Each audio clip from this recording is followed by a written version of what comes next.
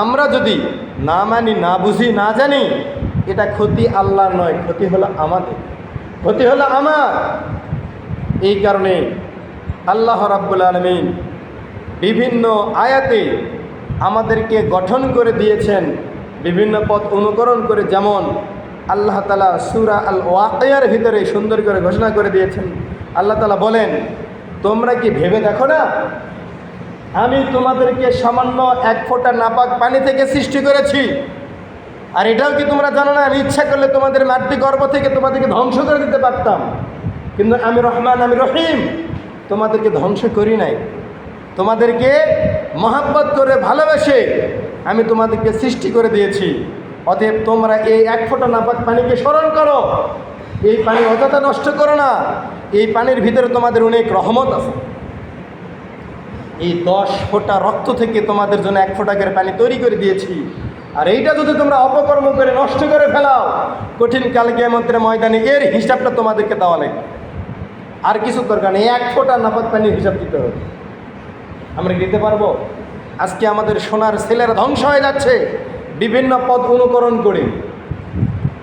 এখান থেকে আমাদের রেহাই পাওয়ার জন্য আমাদের সূচনাগুলোকে একটু উপলব্ধ করার জন্য চেষ্টা করা লাগবে।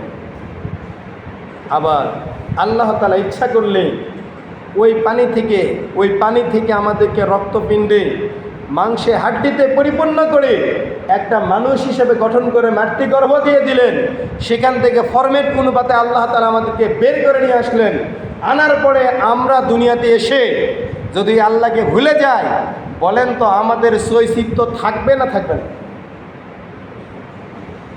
একটু সাবধান। আল্লাহ তাআলা আবার বললেন যে তোমরা তাকে সৃষ্টি করো, আর আমি যেটা কখনো সৃষ্টি করি নাই।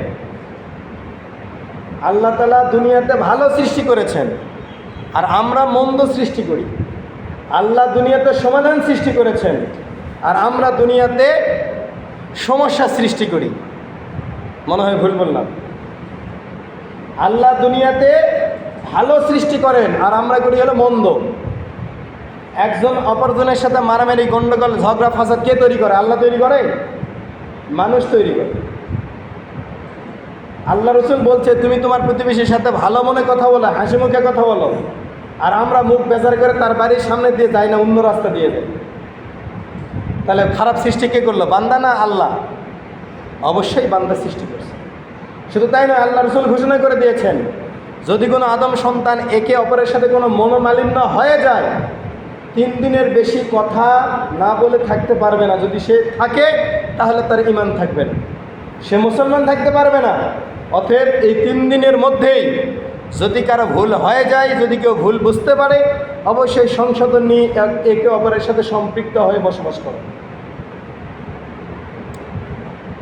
সম্মানিত হাজরিন, আল্লাহ তাআলা আবার ঘোষণা করলেন যে তিনি সেই সত্তা যিনি তোমাদেরকে খলাকাল ইনসান হিসেবে সৃষ্টি করে দিয়েছেন, সুন্দর গঠন করে, অবয়ব করে আপনাকে সৃষ্টি করে দিয়েছেন। এখন বলেন তো, আল্লাহ আমাদেরকে মনে হয় মন্দকে সৃষ্টি করছে?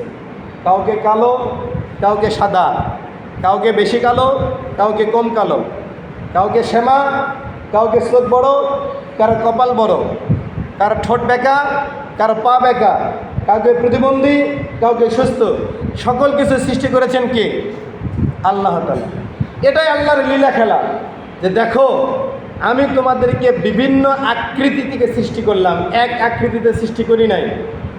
আমি যেভাবে কথা বলি, আমার ভাই, আমার মা, আমার বোন অথবা আমার কেউ এইভাবে কথা বলতে পারে না। আমরা এখানে যে কয়জন উপস্থিত আছি, আমরা কেউ কারো মতো করে চলাফেরা করতে পারি না। কারো মতো করে আল্লাহ তাআলা আমাদেরকে সৃষ্টি করেন নাই। আল্লাহ আপনাকেও যেমন হাত দিয়েছে, আমাকেও দিয়েছে, তবে হাতের মধ্যে কিছু ক্যাপাসিটি আলাদা আছে। আল্লাহ আপনাকেও মাথা দিয়েছেন, আমাকেও মাথা দিয়েছেন, কিন্তু আপনার মাথার ব্রেন আর আমার মাথার ব্রেন সমান নয়। আপনাকে যে দেহ তৈরি করেছেন, আমাদেরকেও সেই দেহতে তৈরি করেছেন, তবে আপনার দেহের আকৃতি আমার দেহের আকৃতি কখনোই এক হতে পারে না। তাহলে এখন বলেন তো, তিনি এমন একজন নিপুণ কারিগর, যেই কারিগরের কোনোটার সাথে সাদৃশ্য নয়, বরং সমস্তগুলোই হলো বৈসাদৃশ্য। এটা মনে হয় কি আল্লাহর প্রতি একটু আনুগত্য আসে না? এটা হয় কি আল্লাহর প্রতি একটু নত স্বীকার করতে মন চায় না?